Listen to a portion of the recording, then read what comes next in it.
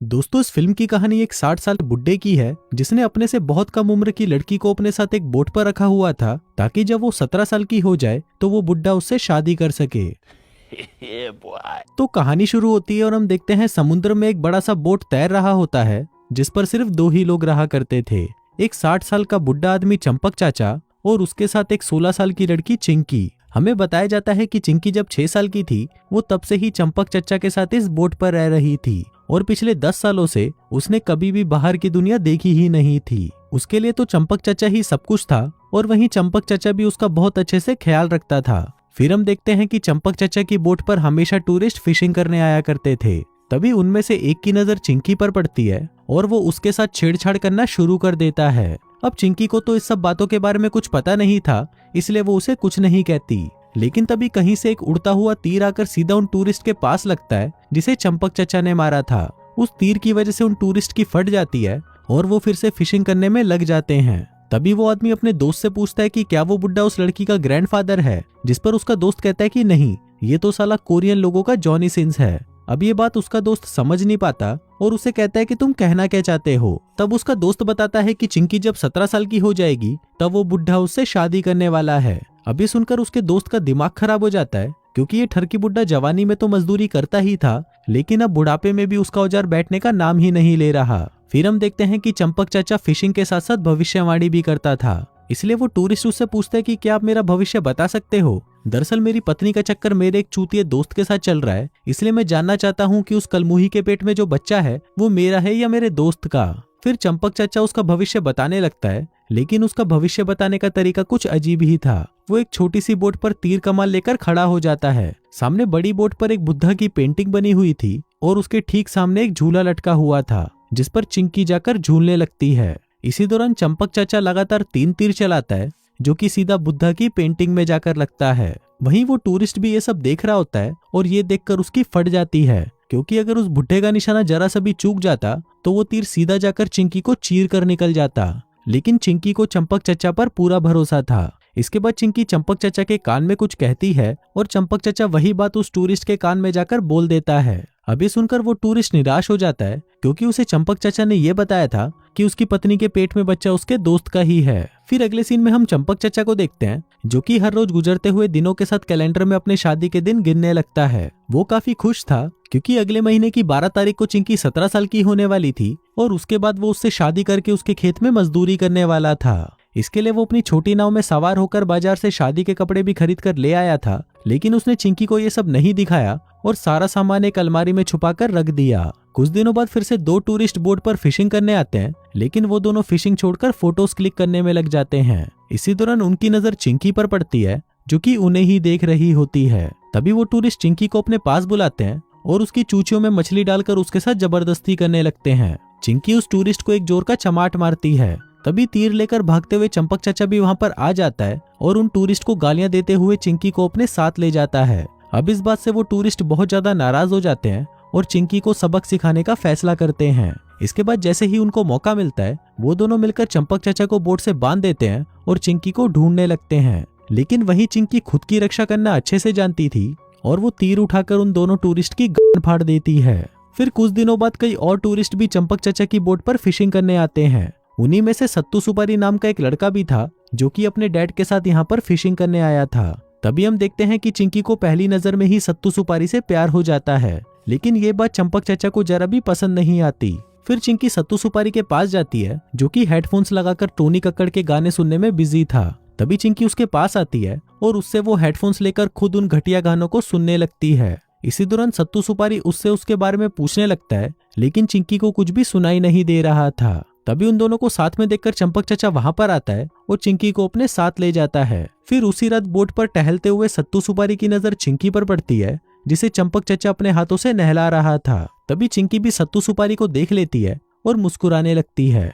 फिर अगली सुबह फिशिंग के दौरान सत्तू सुपारी अपने बाप से चिंकी के बारे में पूछता है। तब उसका बाप उसे बताता है कि चिंकी जब 6 साल की थी तब चंपक चाचा उसे अपने साथ इस बोट पर ले आया था और अब उसके 17 साल के होने पर वो उससे शादी भी करने वाला है। अब चिंकी के बारे में ये जानकर सत्तू सुपारी को बहुत बुरा लगता है। इसके बाद उसका बाप चंपक चाचा को उसका भविष्य बताने को कहता है। फिर चंपक चाचा भी पहले की तरह बुद्धा की पेंटिंग पर तीर चलाकर सत्तू सुपारी के बाप को उसका भविष्य बता देता है। लेकिन जिस तरह से चंपक चाचा चिंकी का इस्तेमाल कर रहा था उसे देखकर सत्तू सुपारी को उस पर बहुत गुस्सा आता है, लेकिन वो बेचारा भी कुछ कर नहीं सकता था। फिर वहां से जाते हुए सत्तू सुपारी चिंकी को अपना वॉकमैन और हेडफोन देकर जाता है। फिर हम देखते हैं कि सत्तू सुपारी से मिलने के बाद चिंकी अब बदल चुकी थी। अब वो चंपक चाचा के लौटने पर पहले की तरह एक्साइटेड नहीं रहती थी, बल्कि वो तो पूरे दिन हेडफोन में सिर्फ टोनी कक्कड़ के गाने सुनती रहती थी। तभी ये देखकर चंपक चाचा गुस्से में चिंकी का हेडफोन पानी में फेंक देता है। फिर रात में जब वो चिंकी को नहलाने की कोशिश करता है तो चिंकी उसे नहलाने नहीं देती।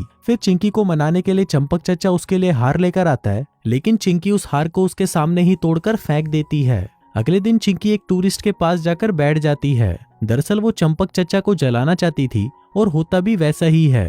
अब ऐसे ही कुछ दिन बीत जाते हैं और एक दिन सत्तू सुपारी फिर से चिंकी से मिलने आता है, जिसको देखकर चिंकी बहुत खुश हो जाती है क्योंकि अब उससे उसे टूरू लव हो चुका था। फिर सत्तू सुपारी चिंकी को एक डमरू गिफ्ट में देता है। अब चिंकी और सत्तू सुपारी की बढ़ती नजदीकियों को देखकर चंपक चाचा गुस्सा हो जाता है और उसे लगने लगता है कि अगर सत्तू सुपारी ज्यादा दिनों तक इस बोट पर रहा तो वो कभी भी चिंकी से शादी नहीं कर पाएगा। इसी वजह से जब सत्तू सुपारी चिंकी के साथ एंजॉय कर रहा होता है तभी उसे डराने के लिए चंपक चाचा उसके सामने एक तीर मारता है, लेकिन तभी चिंकी गुस्से में आकर उस तीर को तोड़कर फेंक देती है। रात को चिंकी और चंपक चाचा एक साथ एक ही बेड पर सोया करते थे, लेकिन उस रात चिंकी अपने बेड पर नहीं होती।